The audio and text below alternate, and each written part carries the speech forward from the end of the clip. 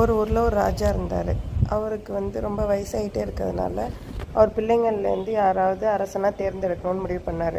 அவருக்கு மொத்தம் 3 பசங்க. 3 பசங்களில் யாரையாவது ஒருத்தவரை தான் அரசராக தேர்ந்தெடுக்க முடியும்ன்ட்டு அவர் ஒரு டெஸ்ட் வச்சு பார்த்தார் அவர் பிள்ளைங்களுக்கு. அவர் பையன்களை கூப்பிட்டு 3 பேருக்கும் ஆளுக்கு ஒரு விதை கொடுத்து, இந்த விதையை யார் முளைக்க வச்சு வந்து காட்டுறாவோ அவங்களுக்கு தான் பரிசு இருக்குது அப்படின்னு சொல்கிறாரு. அந்த 3 பையன்களும் விதையை போட்டு முளைக்க வைக்கிறானுங்க. அதில் 3 பேருக்கும் இல்லை 2 பேருக்கு செடி முளைச்சிருது. ஆனால் 3ஆவதாக ஒரு பையன் இருக்கான்னா அவனுக்கு மட்டும் அந்த விதையிலேருந்து செடி முளைக்கவே இல்லை.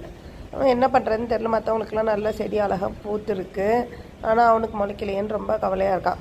ராஜா பையனுங்களை செடியை எடுத்துகிட்டு வர சொல்கிறாரு அரண்மனைக்கு. அப்போ 3 பசங்களும் அவங்க தொட்டியை எடுத்துக்கிட்டு அரண்மனைக்கு வராங்க. அப்போ மற்ற 2 பையன்களுக்கும் செடி இருக்குது.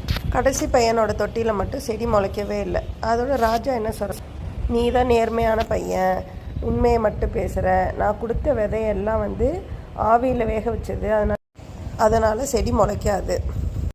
மற்ற 2 பேரும் செடி முளைக்கணுங்கிறதுக்காக வேறு விதையை பயன்படுத்தி முளைக்க வச்சுருக்காங்க. ஆனால் நீ தான் நேர்மையாக உண்மையாக இருந்து அதே விதையை போட்டு முளைக்க வச்சுருக்க, அதனால் உனக்கு தான் இந்த அரசர் பட்டம் இனிமேல் கிடைக்கும் அப்படின்னு ராஜா சொல்கிறார். இந்த கதையோட கருத்து என்னென்னா, நேர்மையாக செயல்பட்டால் நமக்கு கிடைக்க வேண்டியது எப்படியா இருந்தாலும் கிடைக்கும். அதனால் நம்ம தப்பான வழிக்கு போகக்கூடாது.